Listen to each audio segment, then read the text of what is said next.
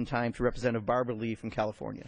Thank you very much. Let me thank the gentleman for yielding and for his kind remarks. And also let me thank you for your tremendous leadership on so many issues which address and affect the American people across the board. But also thank you for being here every week during these special orders, really raising the level of awareness on the critical issues of our day. So it takes a lot to do this, but thank you for giving us a voice and the opportunity to be with you. And I join you and our colleagues tonight in the Congressional Progressive Caucus, really in strong opposition to the Trans-Pacific Partnership. And we're talking about trying to ensure that people do not fall into the ranks of the poor, but also people have pathways out of poverty into prosperity. Here now we're looking at another bill, H.R.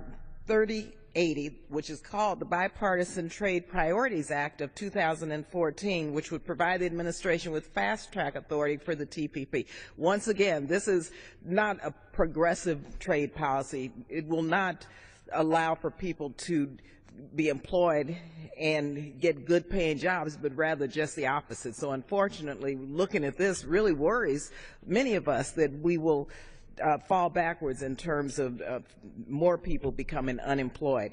And so let me be clear up front, though. I do not oppose all trade agreements. I support fair and free trade. However, the notion that Congress should provide a rubber stamp for a complex free trade agreement is simply really irresponsible and dangerous to our economy and to our constituents. They elected us to provide a voice into all these policies, and to shut the Congress out of having that seat at the table, to me, is downright undemocratic. The TPP will have a devastating effect on the working class families and communities of color that I represent and that many of us represent. It would sacrifice the well-being of working Americans for the wealth of multinational corporations. Not to mention that in its current form, the TPP would lock in higher prices for popular drugs, threatening access to life-saving medicines, including HIV/AIDS drugs, for millions of poor and low-income individuals and families around the world. By exporting American jobs to countries where the minimum wage is just 28 cents an hour, CEOs will continue to get richer while working Americans lose their only source of income. Now, we've seen this happen before. Past trade agreements have already cost us 3.4 million service sector jobs. Many of those jobs were in California. We simply cannot afford to lose more. NAFTA alone resulted in the net loss of 1 million U.S. jobs. It led to a trade deficit of $181 billion, and it devastated the manufacturing sector. These agreements have allowed corporations to ship good American jobs overseas, while wages, benefits, and workforce and workplace protections and environmental protections are really declined and denied. Rather than focusing on trade agreements that will hurt the middle class, we really should be focusing on job creation, eradicating poverty, income inequality, and improving economic mobility. In 1980, CEOs were paid an average of 42 times the salary of a blue-collar worker.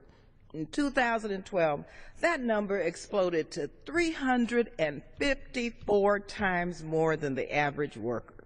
354 times. This is unacceptable. It's really unconscionable that rather than building pathways to prosperity, we are debating measures to make, yes, the 1% richer while holding working families down. And so I stand in firm opposition to fast-track authority and any final deal that sacrifices American jobs and environmental protections in the name of international corporate profits. This must be defeated. Finally, as many of us are talking about tonight, we have 1.4 million people who did not receive their unemployment compensation checks this week. The Republican Tea Party House has totally abandoned these people who are living on the edge. They want to work. They want to work.